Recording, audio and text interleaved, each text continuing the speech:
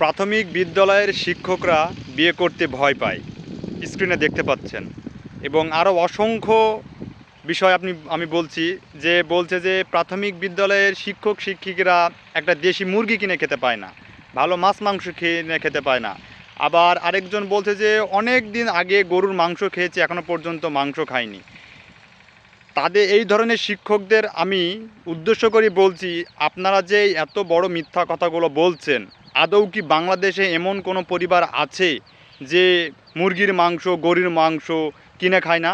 আর বিয়ে করার যে কথাটি বলছেন, এখন সরকারি চাকরি তো মেয়ের বাবারা মনে করে সোনার হরিণ, সরকারি চাকরি হলেই হবে, মেয়ে যখন তখন দিয়ে দিচ্ছে। আর আপনি এটা কী ধরনের কথা বললেন? তো যাই হোক, আর সবথেকে বড় কথা হচ্ছে যে আপনারা যে বেতনের জন্য, বেশি বেতনের জন্য আন্দোলন করছেন, এতদিন আপনারা কোথায় গিয়েছিলেন? যে এতদিন আপনারা কি জানতেন না, যখন আপনারা চাকরির অ্যাপ্লাই করেন, যখন আপনারা চাকরির জন্য আবেদন করলেন, চাকরিতে জয়েন করলেন, আপনারা কি জানতেন না যে আপনাদের বেতন 15 থেকে 20,000-এর ভিতরে দেওয়া আছে? বা ওখানে কি লেখা ছিল না? কিন্তু কেন এখন যে এই যে সপ্তাহে 5 দিন স্কুল, ছোট ছোট শিশুরা স্কুলে যাচ্ছে, স্কুলে গিয়ে পড়াশোনা বাদ দিয়ে খেলাধুলা খেলছে, টাইম শেষ হচ্ছে আবার বাড়ি চলে আসছে, এই যে এদের ভবিষ্যৎ নষ্ট হচ্ছে, দায়ভার কে নেবে? আপনারা অনির্দিষ্টকালের জন্য স্কুল বন্ধ করে দিচ্ছেন, ছাত্রছাত্রীরা পড়াশোনা হচ্ছে না, তারা ঘুরে আসছে। আপনারা কি জানতেন না যে শিক্ষা প্রতিষ্ঠানের বেতন কত দেওয়া হবে? আপনারা কি দেখে চাকরি করেননি? এই ধরনের শিক্ষকদের উদ্দেশ্য করে বলছি, এদেরকে বহিষ্কার করে দেওয়া হোক। কারণ বাংলাদেশে অনেক বেকার ছাত্র আছে যারা এখনও পর্যন্ত কোনো চাকরি করছে না, বেকার বসে আছে। এদের যদি চাকরি দেওয়া হয় আমার মনে হয় সব থেকে ভালো হবে। কারণ তারা খেটে খেতে দেওয়ার মতো পরিবেশ নাই, কারোর জন খাটবে এরকম পরিবেশ নাই, তাদেরকে চাকরিতে দেওয়া হওয়া উচিত। কারণ এরা দেখে শুনে জানতো যে চাকরিতে যখন এদের যুক্ত করা হচ্ছে তখন এদের বেতন কী পর্যায়ে দেওয়া হবে এবং কী পর্যায়ে থাকবে।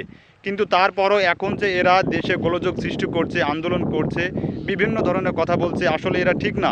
কারণ এদেরকে যখন তখন বহিষ্কার করে দিয়ে নতুন শিক্ষক নিয়োগ দেওয়া উচিত। এত বড় বড় মিথ্যা কথা যে মাছ খায় না, মাংস খায় না, আদৌ কি বাংলাদেশে একজন গরিব ফ্যামিলি, নিম্ন পরিবার, তারাও কখনো মাছ মাংস না খেয়ে থাকে না? কারণ বাংলাদেশ এখন বেশিরভাগই মানুষ মাছ খেয়ে থাকে, মাংস খায়, সব সময় দেশি মুরগি কিনে খাচ্ছেন, এটা কোন ধরনের কথা? এগুলো একদম এদেরকে সব বহিষ্কার করে দেওয়া উচিত, আমার পক্ষ থেকে আমি বলছি। কারণ যখন এই যে 2 দিন পর পর আন্দোলন করছে, কিছুদিন আগে ওরা কোথায় গিয়েছিল যখন সবাই একসাথে আন্দোলন করলো না? আবার 2 দিন পর আন্দোলন করছে।